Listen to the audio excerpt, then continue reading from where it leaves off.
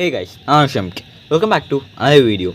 நம்ம வீடியோவில் எதை பற்றி பார்க்க போகிறோன்னா 2026 தமிழ்நாட்டில் நடக்க போகிற சட்டமன்ற தேர்தலில் யார் ஜெயிப்பா. என்னன்னா இப்போ தான் 2024க்கான பார்லிமெண்ட்ரி எலெக்ஷன்ஸ், லோக்சபா எலெக்ஷனே முடிஞ்சிருக்கு.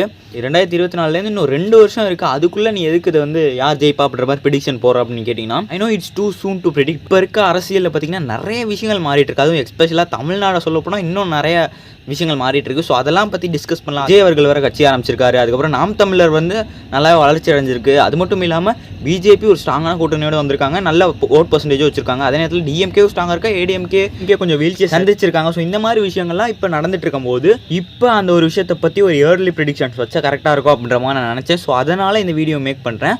ஸோ இந்த வீடியோவில் நான் பேச போகிறது எல்லாமே பார்த்தீங்கன்னா என்னோட தனிப்பட்ட ஒப்பீனியன். அதே மாதிரி என்னோட அறிவுக்கு, என்னோட நாலேஜுக்கு தெரிஞ்ச விஷயங்களை வச்சு தான் நான் ஒரு ப்ரிடிக்ஷனோ இல்லை நான் ஒரு அசம்ஷனோ வைக்கிறேன். ஸோ அதனால் முன்னாடி ஒரு டிஸ்க்ளைமர் மாதிரி கொடுத்துட்டு இந்த வீடியோ ஆரம்பிச்சுக்கிறேன். ஸோ 2026 யார் ஜெயிப்பா அப்படின்றதுக்கான ஒரு இயர்லி ப்ரிடிக்ஷனே வச்சுக்கலாம். ஸோ வாங்க இதுக்குள்ள போகலாம்.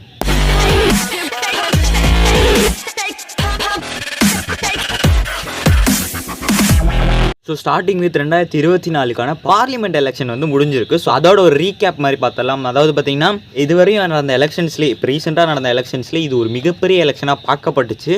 நிறைய பேர் என்ன நினச்சாங்கன்னா பிஜேபி ஈஸியாக ஒன் சைடாக ஜெயிச்சிருவாங்க அப்படின்னு நினச்சாங்க. ஒப்பீனியன் போல்ஸ் அப்படி, அதாவது எக்ஸிட் போல்ஸ் எல்லாமே அதுக்கு ஏற்ற மாதிரி தான் வந்துச்சு. பட் இருந்தாலும் இந்த எலெக்ஷன் ஒரு டஃப்பான எலெக்ஷனாகவே இருந்துச்சு. 150 தொகுதி தான் ஜெயிப்பாங்கன்னு சொன்ன காங்கிரஸ் பார்த்தீங்கன்னா 200க்கு மேலே ஜெயிச்சாங்க. அதாவது ஐஎன்டிஏ அலையன்ஸ் 150 தான் ஜெயிப்பாங்க அப்படின்ற மாதிரி சொன்னாங்க. பட் அதை தாண்டியே ஜெயிச்சிட்டாங்க. அதே நேரத்தில் 400 தொகுதி ஜெயிப்பாங்க அப்படின்னு சொல்லி என்டிஏ கூட்டணி 290க்கு மேலே தான் ஜெயிச்சாங்க. ஸோ இந்த மாதிரி நிறைய விஷயங்கள் நடந்திருந்தாலும் அகைன் என்டிஏ அலையன்ஸ் தான் கவர்மெண்ட் ஃபார்ம் பண்ண போகிறாங்க. அதே நேரத்தில் 3rd கன்சிக்யூட்டிவ் டைமாக நரேந்திர மோடி அவர்கள் தான் பிஎம் ஆக போகிறாரு.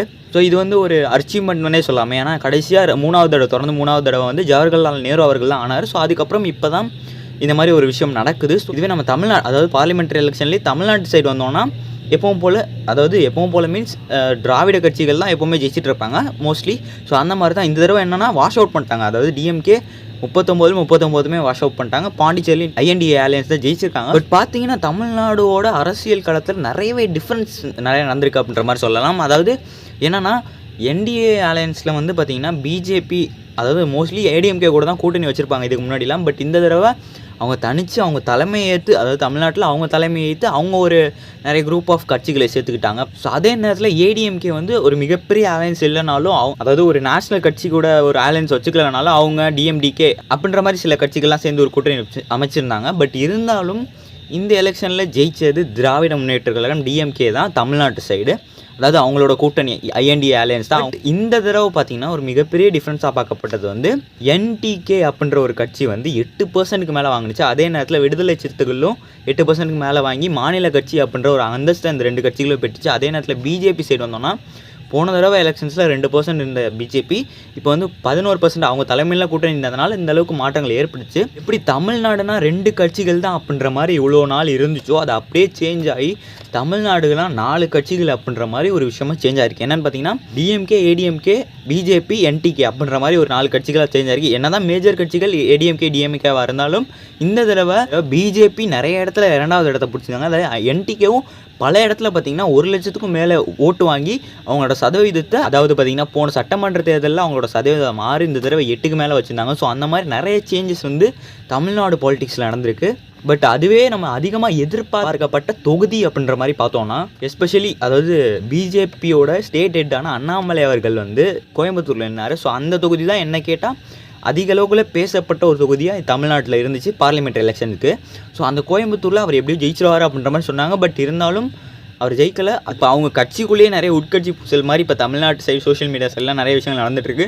ஸோ அதே மாதிரி சென்ட்ரல் சென்னையில் கவர்னர் போஸ்ட்டை ரிசைன் பண்ணிவிட்டு தமிழிசை சவுந்தரராஜன் அவர்கள் நின்னாங்க. அவங்களும் தோத்துட்டாங்க. பட் இதெல்லாம் பிஜேபியை பொறுத்து சொல்கிறேன். அதே நேரத்தில் பார்த்தீங்கன்னா விருதுநகர் தொகுதியில் விஜயகாந்த் அவர்களோட பையனான விஜய் பிரபாகரன் லோஸில் தோத்தார். ஸோ மோடி அவர்கள், டிஆர் பாலு அவர்கள் அவங்களாம் திரும்பி எம்பி ஆனாங்க. பெரம்பலூரில் போன தடவை எம்பியாக இருந்த, அதாவது டிஎம்கே கூட்டணியில் எம்பியாக இருந்த பாரிவேந்தர் அவர்கள் டெபாசிட்டே வாங்காமல் தோத்தார். பெரிதளவில் பார்க்கப்பட்ட தேனி, ராமநாதபுரம் தொகுதிகளில் டிவி தினகரன் அவர்களும் பன்னீர்செல்வம் அவர்களும் தோத்தாங்க. பட் அதே தருமபுரி தொகுதியில் பார்த்தீங்கன்னா சௌமியா அன்புமணி ராமதாஸ் பாமக சார்பில் நின்று அவங்களும் கிட்டத்தட்ட தோத்தாங்க. அதாவது ரொம்ப நேரம் லீடிங்கில் இருந்துட்டு கடைசி சில ரவுண்டில் வந்து தோத்தாங்க.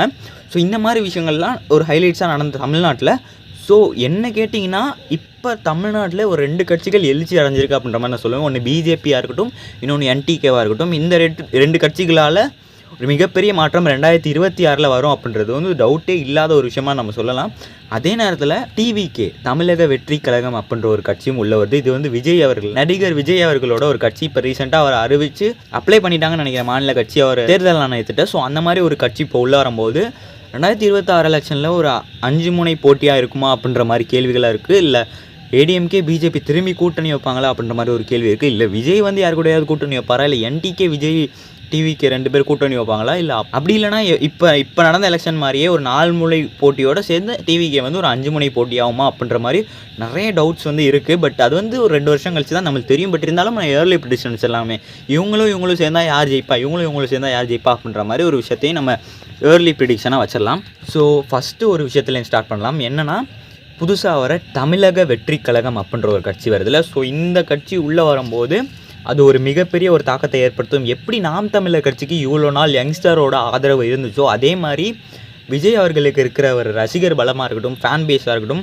ஸோ இந்த ஒரு விஷயம் அவருக்கு வந்து ஒரு நல்ல அளவில் ஓட்டுகளை வந்து கண்டிப்பாக வாங்கி தரும். ஸோ அந்த டைமில் என்னோட தனிப்பட்ட ஒப்பீனியன் பார்த்தீங்கன்னா, அவர் எந்த இடத்துல நிற்கிறாரோ அந்த இடத்துல ஜெயிச்சிருவார். பட் அதை தாண்டி வரது எல்லாமே தனிச்சு நின்று நான் சொல்கிறேன். அவர் எந்த இடத்துல நிற்கிறாரோ அந்த இடத்துல ஈஸியாக ஜெயிச்சிருவார். பட் அதை தாண்டி வரது எல்லாமே போனஸ் அப்படின்ற மாதிரி சொல்லலாம்.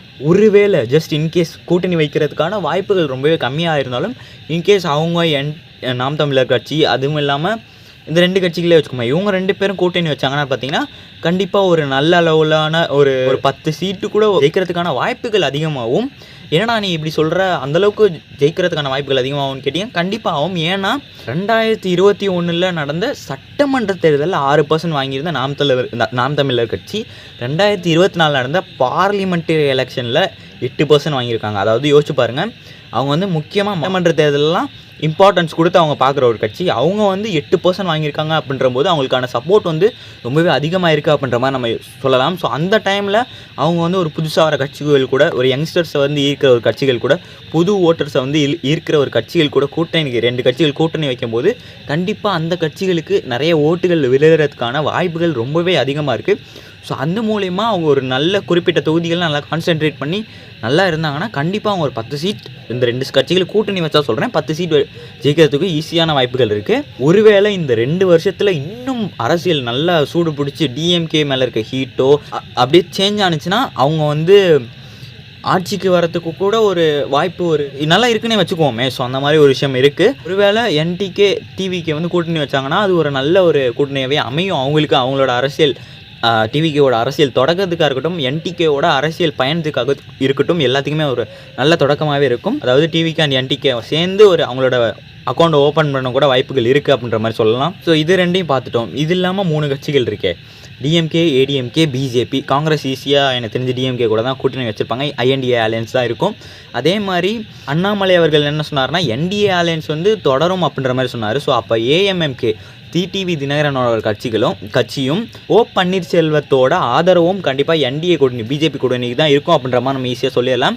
பட் இந்த இடத்துல ஏடிஎம்கே வந்து அவங்க கூட்டணிக்குள்ளே வருவாங்களா வராமாட்டாங்களா அப்படின்றது வந்து ஒரு மிகப்பெரிய கொஷின் மார்க் அப்படின்னே சொல்லலாம். ஏன்னா அந்த கட்சிக்குள்ளே பல பிரச்சனைகள் இருக்குது. ஆல்ரெடி அந்த கட்சி வந்து 2016 இருக்கட்டும் மிகப்பெரிய அளவில் பிரிஞ்சு கிடக்கிற ஒரு கட்சியாக இருக்குது அப்படின்ற மாதிரியே சொல்லலாம். ஸோ இந்த இந்த தேர்தலில் நடந்த ரிசல்ட்டை வச்சு ஏடிஎம்கே வந்து ஒருவேளை நம்ம பிஜேபி கூட கூட்டணி வைக்கணும் அப்படின்ற மாதிரி யோசிச்சாங்கன்னா, ஒருவேளை இறங்கி வந்தாங்கன்னா மேபி கூட்டணி அமையுமே தவிர மித்தப்படி இதே கூட்டணி தான் இருக்கும் அப்படின்றது தான் என்னோட ஒரு கெஸ்ஸாக இருக்குது. என்டிஏ அலையன்ஸ் அப்படின்றதுல இப்போ தமிழ்நாட்டில் இருக்க கட்சிகளில் பிஎம்கே பாட்டாளி மக்கள் கட்சி இருக்காங்க, அம்மா மக்கள் முன்னேற்ற கழகம் இருக்காங்க, ஐஜேகே ஜான் பாண்டியன் அவர்களோட கட்சி, இந்த மாதிரி நிறைய கட்சிகள் பிஜேபியை சென்ட்ரிக்காக வச்சு இருக்கிற கட்சிகளாக என்டிஏ அலையன்ஸில் இருக்காங்க.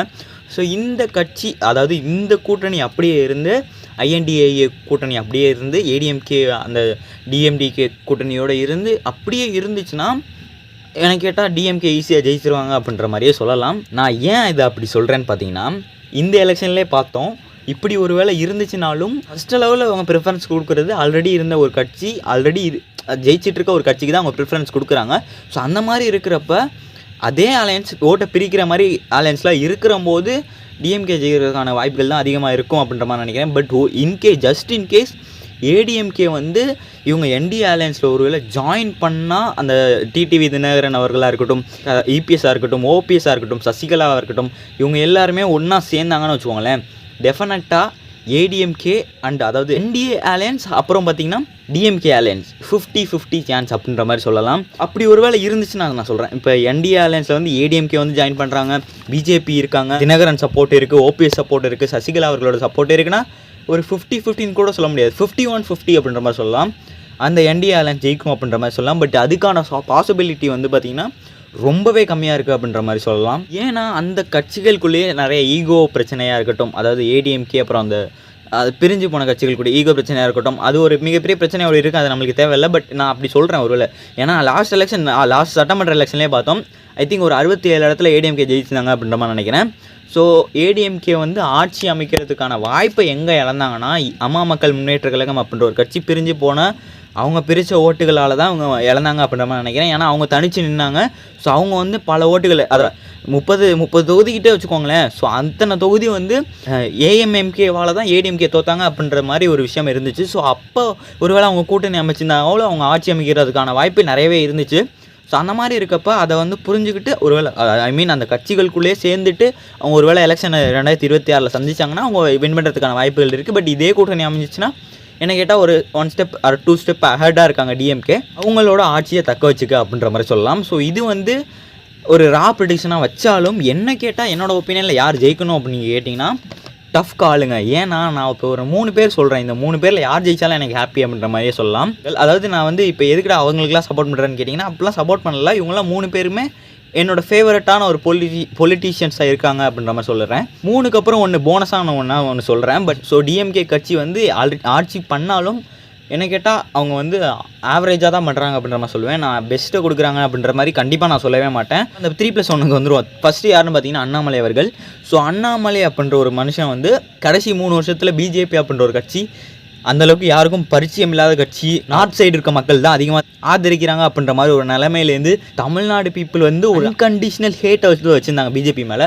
அந்த ஒரு ஹேட்டை வந்து அப்படியே டேர்ன் அவுட் பண்ணி ஓரளவுக்கு பிஜேபி கட்சிக்கு ஒரு சப்போர்ட்டை கொண்டு வந்து இன்றைக்கி அந்த கட்சி நிறைய பேர்த்துக்கு தெரிஞ்சிருக்குன்னா அது காரணம் அண்ணாமலை அவர்கள்னே சொல்லலாம். அது மட்டும் இல்லாமல் அவர் வந்து ஒரு ஐபிஎஸ் ஆஃபீஸராக இருந்தவர் கர்நாடகாவில். ஸோ அவரோட பணிகள் அங்கே இருக்க மக்கள் ஈஸியாக சொல்லிடுறாங்க, அதிகமாகவே சொல்லுறாங்க. நல்ல விஷயங்கள் நிறைய பண்ணியிருக்காரு அப்படின்ற மாதிரி சொல்கிறாங்க. நிறைய கேஸ்களை தைரியமாக எதிர்த்திருக்காரு அப்படின்ற மாதிரி சொல்கிறாங்க. ஸோ இந்த மாதிரி ஒரு விஷயம் இருக்கும்போது அவர் வந்து ஒரு சிஎம் கேண்டிடேட் ஆகிறதுக்கான வாய்ப்புகள் நிறையவே இருக்குது. அவர் வந்தால் நல்லா இருக்கும் அப்படின்ற மாதிரி நான் நினைக்கிறேன். ஸோ இது வந்து ஃபஸ்ட்டாக சொன்னது. செகண்டாக சொன்னது வந்து சீமான் அவர்கள். அதாவது பார்த்திங்கன்னா இந்த கட்சி வந்து கடைசி 10-15 வருஷமாகவே தனிச்சு நின்று ஒரு மிகப்பெரிய ஒரு தைரியத்தை பொலிட்டிக்கல் பார்ட்டிஸ்க்கு மத்தியில் வந்து நிர்ணயிச்சிட்ருக்காங்க. அதாவது அவங்க வந்து ஓங்கிக்கிட்டே இருக்காங்க. அப்பையிலேருந்து பெர்சன்டேஜ் வந்து ஏறிக்கிட்டே இருக்குது. அதாவது சீமான் அவர்கள் ஒரு பேட்டியில் சொல்லுவார், 2லேருந்து 6, 6லேருந்து 10, 10லேருந்து 100, அதாவது அப்படியே ஏறிட்டே போவோம் அப்படின்னு நம்ம சொல்கிறேன். ஸோ அவங்க சொன்ன மாதிரியே ஏறிட்டே தான் போயிட்டுருக்கு. 4லேருந்து 6, 6லேருந்து இப்போ 8 ஆயிருக்கு. ஸோ அப்படி ஏறிட்டே இருக்கும்போது நாம் தமிழர் கட்சி, அந்த கட்சி வந்து அவங்க யங்ஸ்டர்ஸோட சப்போர்ட்டாக இருக்கட்டும், கேண்டிடேட்டாக நிறைய இடத்துல நிறுத்துறதா இருக்கட்டும், ஒரு சான்ஸ் கொடுத்து பார்ப்பேன் அப்படின்ற மாதிரி நான் சொல்கிறேன் சீமான் அவர்களுக்கு. ஏன்னா அவர் ஸோ இவ்வளோ நாள் வந்து அவர் நிறைய கட்சிகளை வந்து விமர்சனம் பண்ணியிருந்தாலும் அவர் கையில் ஆட்சி வரும்போது அவர் எப்படி அதை ஹேண்டில் பண்ணுவார், எப்படி செய்வார் அப்படின்றது வந்து பார்க்கணுன்றது எல்லாருக்கும் ஒரு ஆர்வமான ஒரு விஷயமா இருக்கும். ஸோ அந்த மாதிரி அவர் வந்தாலும் நல்லா தான் இருக்கும் அப்படின்ற மாதிரி நினைக்கிறேன். தேர்ட் யாருன்னு பார்த்தீங்கன்னா விஜய் அவர்கள். ஆப்வியஸ்லி ஏன்னா ஆக்சுவலி நம்ம எல்லாருமே அவரை நடிகராக பார்த்துட்டோம், நிறையவே பார்த்துட்டோம். அதுலேயே நிறைய கான்ட்ரவர்சிஸ்லாம் இருந்துச்சு. அவரோட ஆக்டிங் கரியர்லேயே நிறைய கான்ட்ரவர்சிஸ்லாம் இருந்துச்சு. திடீர்னு ரஜினிகாந்த் அவர்கள் வந்து அரசியலுக்கு வர போகிறேன்னு சொன்னதுக்கப்புறம் எப்படி எந்த அளவில் பேச்சு இருந்துச்சோ அதே அளவில் அதை விட அதிகமாகவே இவருக்கு வந்து பேச்சுகள் இருந்துச்சு. இவர் அரசியலுக்கு வரப்போகிறாரு அப்படின்னு நம்ம சொன்னாங்க.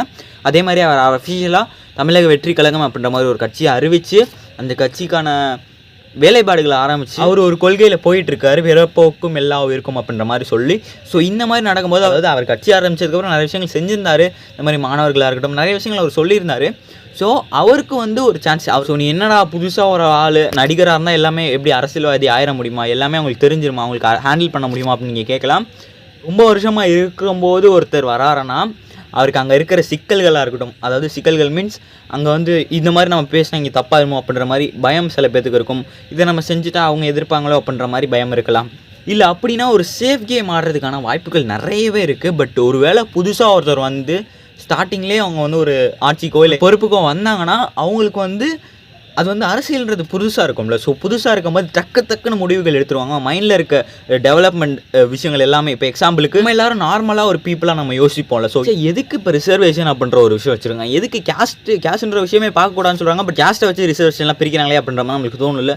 அது வந்து புதுசாக ஒருத்தர் வந்து பொறுப்புக்கு போனால் அவருக்கும் அந்த தோணி அதை டக்குன்னு மாற்றிட்டாருன்னா அதாவது இது நடக்காதுன்னு தெரியும். பட் இருந்தாலும் ஒரு எக்ஸாம்பிளுக்கு சொல்கிறேன். ஸோ இந்த மாதிரி பல விஷயங்கள் நம்ம மைண்டுக்குள்ளே இருக்குது.